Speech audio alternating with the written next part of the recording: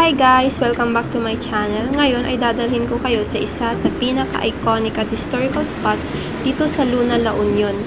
Ang Baluarte Watchtower, nakadikit na rin ang sikat na Bato de Luna. Ang Baluarte ay isa sa mga lumang bantayan na itinayo noong panahon ng mga Espanyol noong araw. Hindi lang basta't nanawin ang dagat, peligro ito. Maraming pirata at mandaragit ang dumaraan dito, kaya itinayo ang mga watchtower na ganito para magbantay at magbigay babala sa mga tao sa baybayin. Malapit din dito ang bahay ng Bato Art Gallery, kung saan makikita mo ang mga stone at wooden sculpture na perfect pang photo ops. Kaya kapag nagpunta ka sa Luna, isang lakaran lang, Baluarte, Pebble Beach at bahay na bato na. Tinawag itong Bato de Luna dahil sa napakaraming makukulay at makikinis na bato sa baybayin.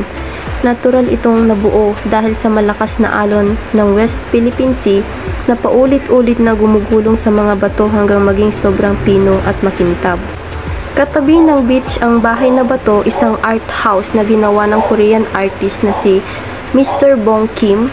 Dito makikita ang iba't ibang stone at wooden sculptures na naging trademarks ng lugar. At dahil sa kakaibang kombinasyon ng nature at arts, naging paboritong tourist spot ang Bato de Luna.